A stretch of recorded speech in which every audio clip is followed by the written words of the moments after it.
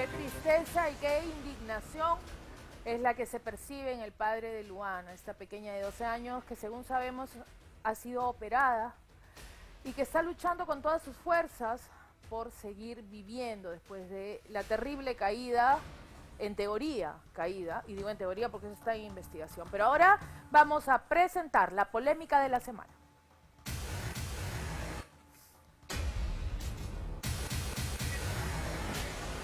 Y como siempre, en la polémica de la semana nos acompañan especialistas. Tenemos a Karina Flores, psicóloga, que también ha venido en varias ocasiones. Bienvenida, Karina, hoy para hablarnos un tema nada alegre. Exacto. Está también con nosotros Juan Carlos Portugal, abogado. ¿Cómo está, Juan Carlos? Bienvenido. Y Javier Vega, sociólogo. Más adelante vamos a hablar también con un representante de la Defensoría del Pueblo, porque este caso en particular de Luana, del Colegio Saco Oliveros, ha sacado a la luz y ha sacado, digamos que a la opinión pública, más casos de bullying en el Perú. En el Perú hay más de 48.000 casos reportados hasta la fecha, y como lo ha dicho nuestro compañero Cris Salas, en ese informe, Saco Oliveros como colegio, como institución, tiene 11, escuche bien, 11 sanciones también por violencia en la convivencia escolar. Vamos ahora a ver el primer BTR de un alumno, y hay que decir que hemos cuidado de no develar su identidad por obvias razones, que cuenta sobre el bullying en el colegio. Vamos a ver. Sí, es cierto, entonces que ella hizo una carta de despedida y se lo dio a un compañero. Sí. No le dio todo, solamente a los conocidos. ¿Qué decía en esa carta? ¿Tú puedes Esa saber más o carta menos qué es lo que decía? Que se está, primero, iniciaba con el texto, hacía porque estos motivos. ¿Qué ponía? Ponía, por ejemplo, gracias por esto y sus motivos social y económico. Se está despidiendo por esto. Hola, soy yo de nuevo escribiendo. Escribía porque estaba primero. Me estarían viendo esta carta que cuando yo estaré ahí en el hospital o en el cielo, estaban hablando, o sea, chistoso, y me estaban diciendo sobre mi tamaño. Yanela Gael. El tamaño que muy pequeño, No, muy alto. Sí, todos se burlan, o sea, a todos les parece mal. Ser muy alto porque es muy alto, ser muy chico porque es muy chico, ser muy flaco porque es muy flaco. El bullying es demasiado. La Miss no lo tomaba en serio, porque un compañero lo toma todo a broma. Los compañeros que le dio las cartas, Gabo Flores,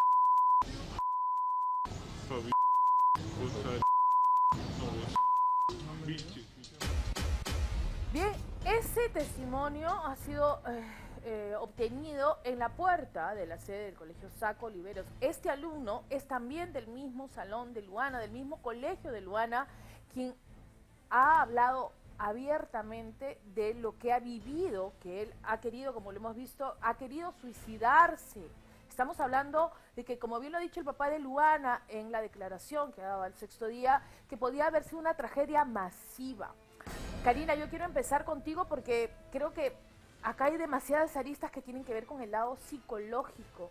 ¿Qué puede estar pasando? ¿Cómo puede sentirse una criatura, un niño? Porque para mí son unas criaturas, un niño de 12 años, de 11 años, en el momento en el que decide, o al menos piensa, porque hemos escuchado que lo ha pensado de manera muy fehaciente y muy incisiva, de que se va a suicidar por todo lo que vive. ¿Qué es lo que pasa con él? ¿Qué es lo que suele suceder con los adolescentes a esta edad? Primero que los temas de los cambios hormonales son muy fuertes y hay algunos que no lo toleran bien. Está el tema de que los compañeros suelen ser muy crueles con este tema del tamaño, de que si son altos, son bajos o son delgados, o si son nuevos los chicos en el salón. También suele suceder mucho en primero de secundaria, que vienen de otros colegios y se sienten como aislados.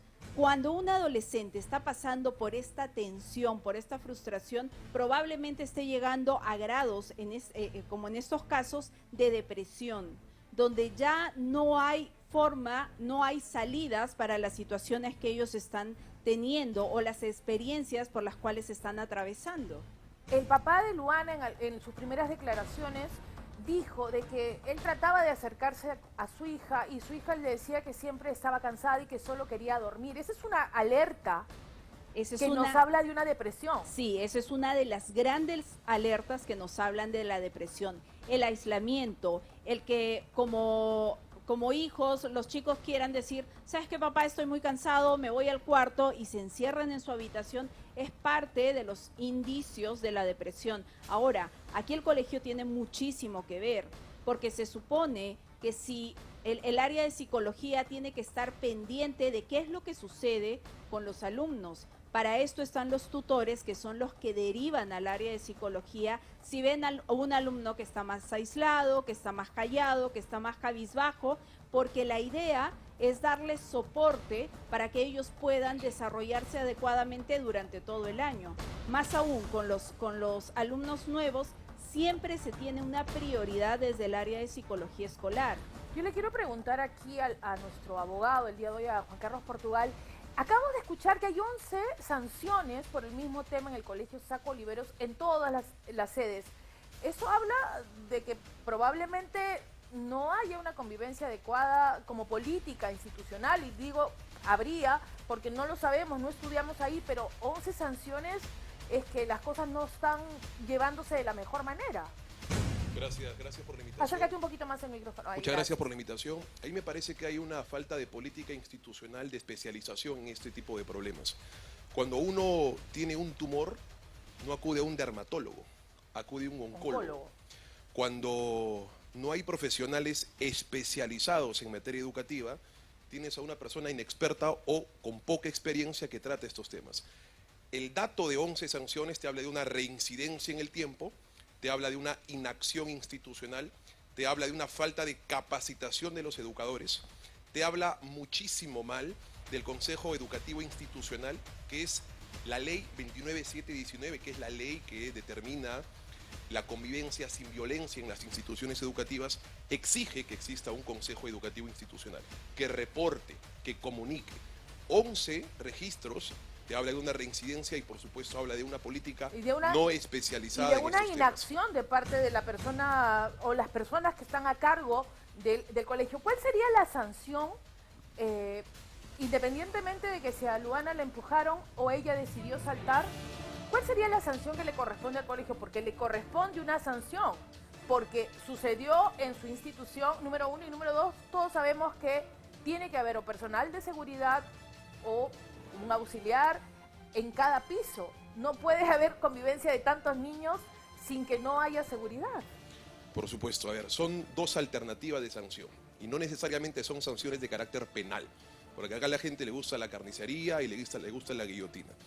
Pero pueden haber sanciones desde Indecopi, de amonestaciones o multas. Económicas. O incluso, en efecto, multas que son cuantiosas, pero eso finalmente no inhibe o no desalienta.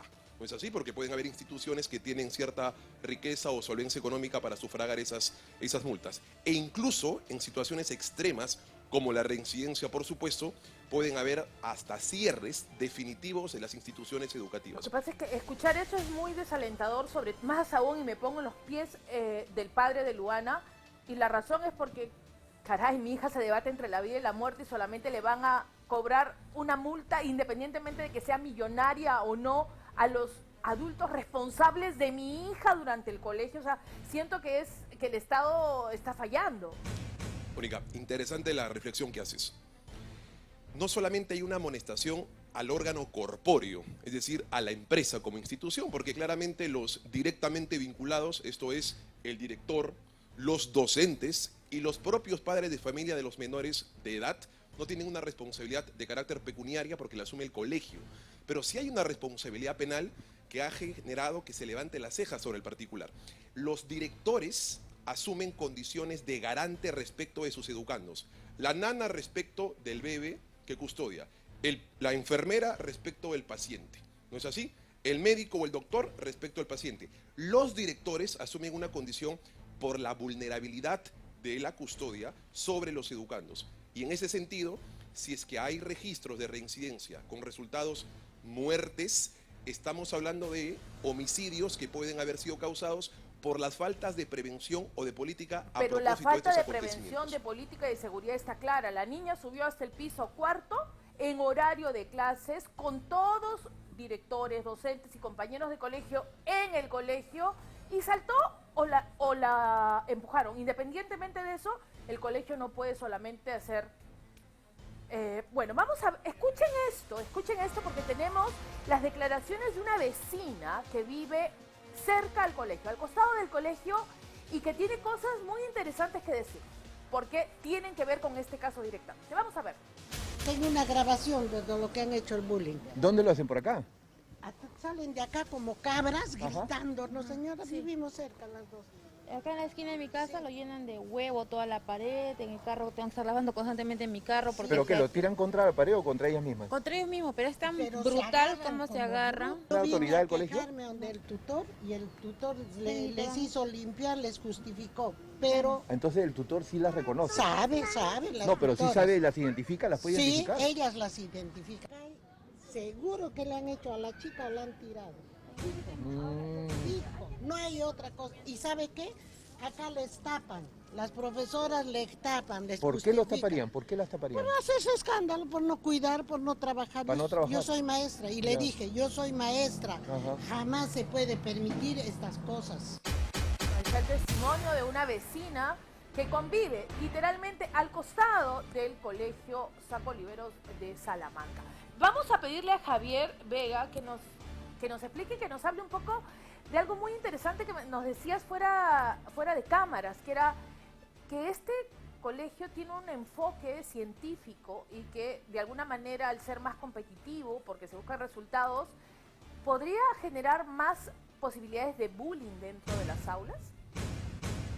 Así es, de alguna manera hay que reconocer de que los colegios no solamente son espacios de formación, sino también espacios clave de socialización de los menores. Y depende mucho del tipo de currícula educativa para poder conllevar ciertos tipos de conflictos que se pueden presentar al interior de las aulas. Estos espacios de socialización no van a estar exentos de problemas, como todo espacio de socialización. Y hoy en día vivimos una gran crisis en el país de violencia que se reproduce en los espacios escolares, ¿no? En este sentido, muy puntual, cuando hay colegios de alta demanda, con altos niveles de competitividad, también eso genera un estrés en los educandos, porque no acceden a otro tipo de cursos, digamos, con una amplia formación en humanidades, talleres Cuando te refieres culturales, a estás hablando de artísticos. alumnos, ¿verdad? Claro que sí. Ok. Tiene que recibir una oferta diversa, humanista, para poder también canalizar cierto estrés que proviene de esos enfoques de alta competitividad. Entiendo eso, pero también hay que de alguna manera hacer un mea culpa todos como sociedad, porque vemos lo que sucede todos los días en la calle. Uno no puede ni siquiera rozarle el hombro a alguien que literalmente te va a arrancar una oreja. Yo antes al menos reclamaba cuando me ganaba un lugar en el tráfico. Ahora tengo miedo, porque no sé en qué momento baja alguien con una pistola y me mata. Y sumado a ello también reconocer que estamos prácticamente saliendo de una pandemia que ha generado un gran estrés a nivel social y emocional, y por eso mismo los niveles de violencia se vienen incrementando.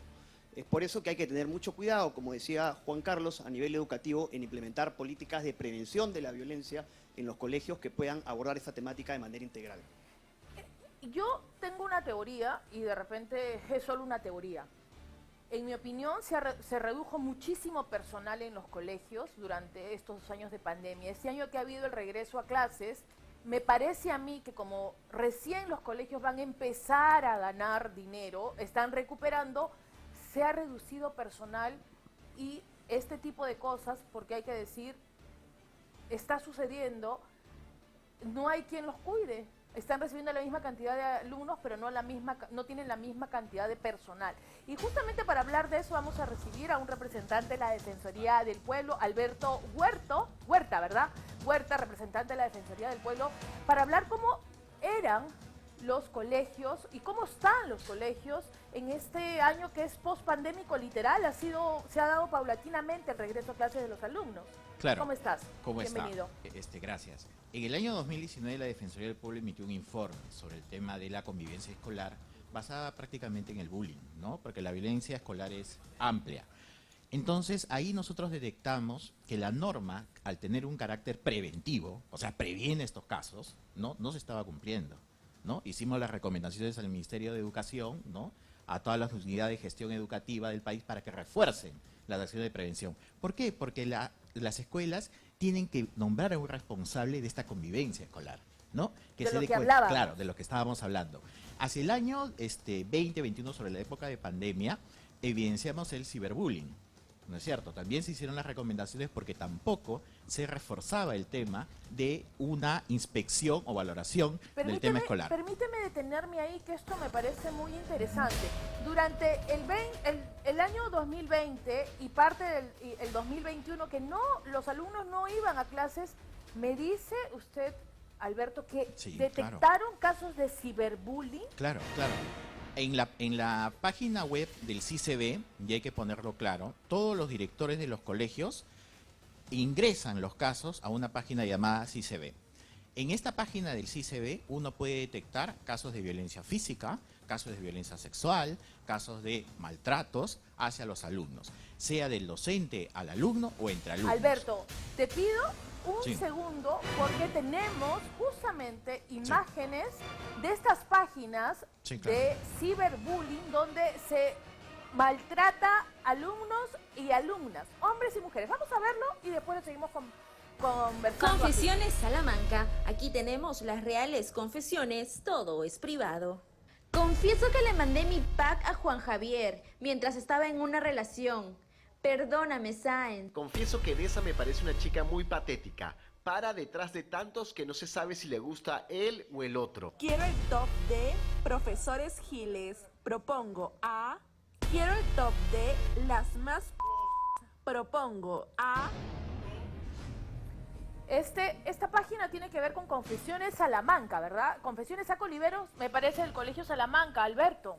Claro, entonces ahí la norma indica que el director, como supremo organizador de la escuela, tiene que hablar con el comité de convivencia y tomar acciones preventivas. Lo que estamos viendo ahora es la consecuencia de no tener en cuenta la norma. La norma fue dada para aplicarse y prevenir los casos de violencia. La página del CICB fue creada justamente para hacer notar estos casos de violencia y que los colegios tomen acciones. La UGEL, el Ministerio de Educación. Pero ¿qué es lo que ha pasado? El sistema ha fallado. Entonces, ahora estamos en una etapa de reparación, pero la sociedad tiene que entender que tenemos que prevenir el ciberbullying, el bullying, el tema de violencia escolar. Para eso está la sociedad, la comunidad de padres, está el director, están los profesores, están los auxiliares y toda la comunidad educativa. Pero eso no se ha cumplido. En este caso específico vemos un desconocimiento de la norma, ¿no?, sobre prevención. Entonces ahora estamos detrás corriendo como Defensoría del Pueblo, estamos ahí en el hospital, estamos en el colegio, pero eso no debería ocurrir. Lo que deberíamos hacer, tanto Indecopi, la Defensoría del Pueblo lo hace, es prevenir. Y eso le invocamos al Ministerio de Educación, ¿no? La prevención es lo mejor que puede haber, pero hay que detectar algo. Por ejemplo, los colegios particulares pueden tener psicólogos, pueden organizarse, pero en los nacionales no existe presupuesto para la psicología. Entonces, si existe un caso de ciberbullying, el director es responsable, pero ¿a dónde se tiene que ir? Se tiene que ir al centro de salud mental más cercano. Pero Alberto, justamente nos has hecho un cuadro muy didáctico de la cadena de responsabilidad, pero se necesitan en estos casos que son simbólicos que hayan responsables con rostro, porque si no vamos a seguir viendo que más personas que son responsables en papeles no actúan como deben actuar, tienen una inacción y no pasa absolutamente nada y no cambia. Claro, este caso, y es lamentable, ¿no?, que siempre toda la sociedad se levante cuando le pase algo a una niña o un niño. Pero desde la Defensoría del Pueblo invocamos al Ministerio de Educación que por favor hay que reforzar acciones preventivas. Nosotros y seguro está el Indecopi, la UGEL, ustedes han visto el Ministerio de la Mujer, todos estamos reactivos, o sea, estamos en una situación reactiva, pero la etapa preventiva nos va a ayudar a detectar estos casos, a tratarlos y a prevenir como los casos que estamos tratando, porque ahora también estamos en el caso de otro colegio, de un niño que también se cayó por el tragaluz, de un tercer piso, Claro. mientras movía un pupitre que me parece tan extraño y volvemos al tema. ¿Cómo es que el niño mueve un pupitre y cae desde un tercer piso? ¿Dónde está el personal de seguridad? Nada. Yo quiero entrar, gracias Alberto, todavía no te vayas, por favor, todavía tenemos, creo que este tema da para más. Ciberbullying y bullying, Karina. Lo que he visto me horroriza. Te digo y me horroriza porque adolescentes llamándose, disculpen la palabra, putas, patéticos, le mandé mi pack. ¿De qué estamos hablando? Mira, esto no se ha incentivado o no ha crecido en la pandemia. Esto se venía dando muchísimos años atrás. Inclusive en la época que yo tuve la posibilidad de trabajar en colegios, se daba este tema desde las páginas de Facebook. Se creaban páginas donde se les ponía a las chicas con stickers o se les pegaba la foto de la chica en cuerpos, mostrándose, y los mismos compañeros eran los que incentivaban esto. Entonces, como bien dice el representante de la Defensoría, aquí en todos los colegios, sobre todo en los colegios privados, se tiene que dar y se tiene que instituir el comité de convivencia escolar. Eso es básico. Y dentro de este comité es donde va a estar el director, va a estar el área de psicología, el área de disciplina e inclusive los padres de familia. Es ahí donde realmente se puede identificar antes de llegar al bullying, cuando se dan solo situaciones de acoso y se tienen que ir documentando. Pero en este caso en particular siento, y ahí entra la parte legal, que ni el director ha querido salir a dar la cara, no se sabe cuáles son los nombres de los responsables y de los que participan de ese comité de convivencia, porque son, quieran o no, responsables indirectos de esta tragedia, y ninguno ha dado la cara y todos se siguen tapando. Yo te tapo a ti, amiga, tú me tapas a mí, amigo, y nadie sabe ni el nombre del director ni el nombre de los miembros del comité de convivencia. Salen a la luz más testimonios de bullying. Vamos a ver. Yo estudio en el Colegio Saco Oliveros desde primero de secundaria. Ahora que estoy a punto de terminar la secundaria, déjenme decirles que al colegio le importa solo ser primero en todo.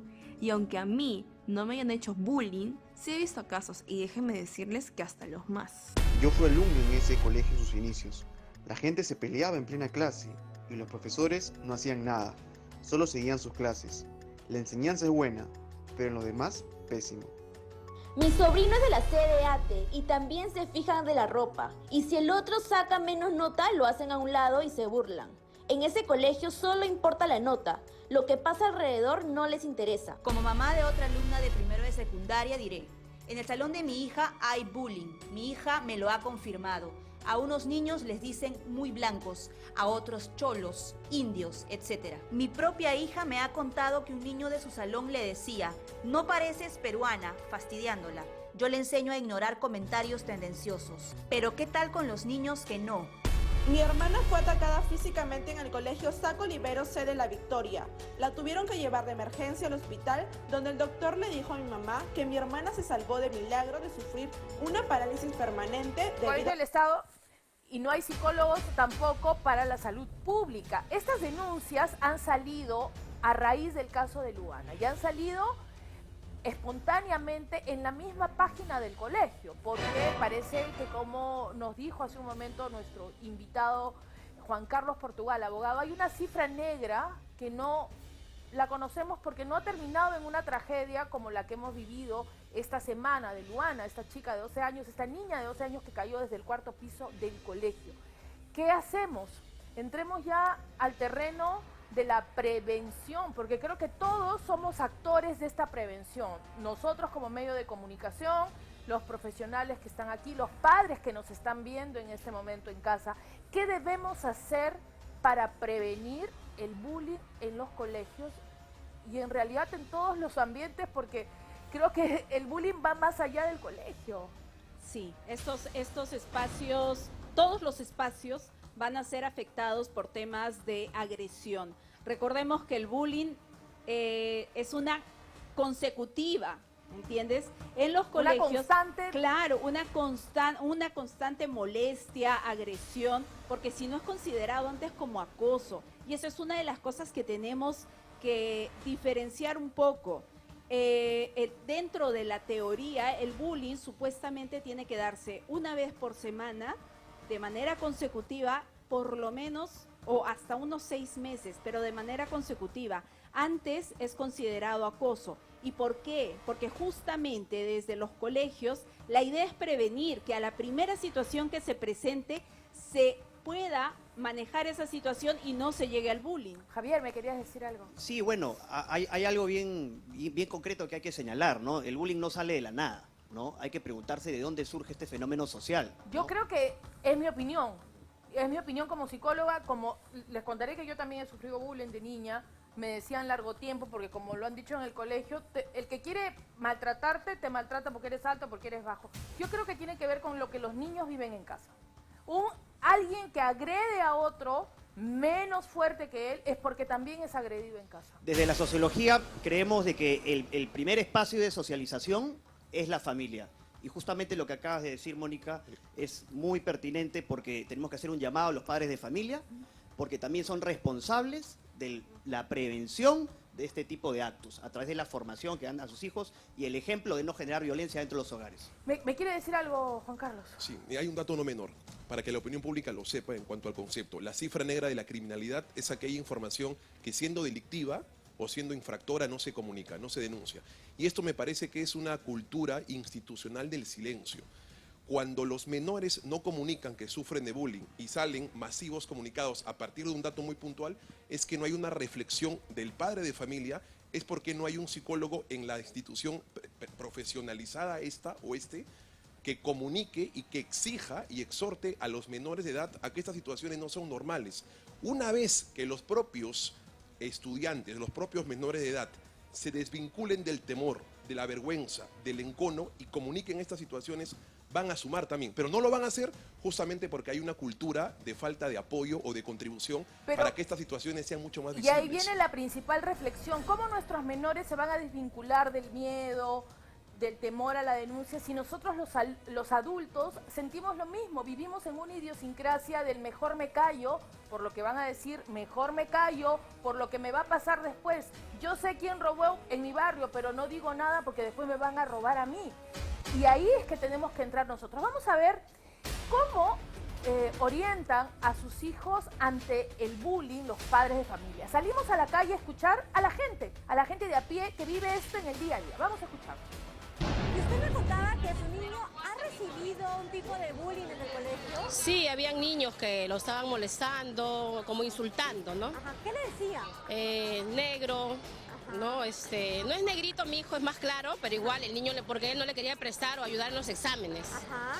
Y lo empezaban a molestar, entonces mi hijo me hizo la queja y bueno, yo llamé al colegio y el niño es así con todos los niños, no solamente con mi hijo, o sea, les patea la silla. Llamé a su mamá a hablar. ¿Ya?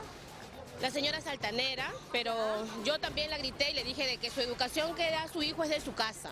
¿Y usted qué le aconseja a su hijo? ¿Cómo actúa usted con su hijo? Bueno, yo le digo a mi hijo de que se defienda, que si le están molestando, insultando, que él también se trate de defender.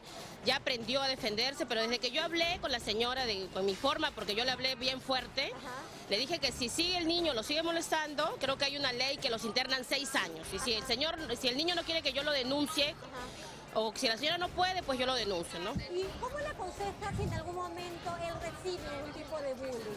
De inmediatamente frenar eso y contar lo primero a sus padres. Contar, no callarse, porque si él se calla, le da pie a ello. Hablar con su tutora, con su profesora, en este caso en el colegio, y saber lo más importante que tiene que saber, que así lo que le digan, que le resbale. ¿Y qué opina todo el tema del bullying? ¿A su hijo le ha dicho en algún momento que ha sufrido de bullying, que sus amiguitos le molestan en el colegio? Sí. ¿Sí? Sí, ¿Y me han dicho. cómo lo molestaban o cómo lo molestan? Por su físico.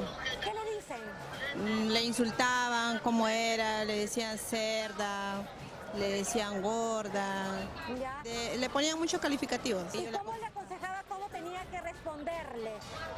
Que tenía que decirle que yo no soy lo que ustedes piensan, y porque yo soy mucho mejor que ustedes, así. Tenía que levantarle el ánimo, ¿no? O sea, justamente mi hijito, eso es lo que ha pasado en el colegio y le hacían bullying.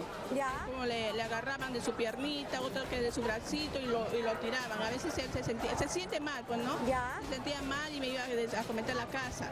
Y ya pues hablé con él bastante y también al colegio. Ajá. A la mamá me acerqué a la mamá y a decirme que eso no me gustaba de mi hijito. La mamá es lo que debería de hablar entre mamá, porque las mamás no siempre nos entendemos, porque son... Bueno, ahí está. Y parece que el bullying en el colegio no es algo ajeno para los padres ni para los alumnos. ¿Qué hacemos en casa brevemente para cerrar ya este tema? Quiero empezar con Juan Carlos Portugal, abogado, que me ha dado un comentario mientras veíamos estas imágenes interesantísimo y que tiene que ver con la sanción que deberían recibir los responsables penales del caso de Luana. No utilicemos la ley de menor esfuerzo como política institucional. No se debe sancionar únicamente a las instituciones, sino a las autoridades, a las personas con carne y hueso.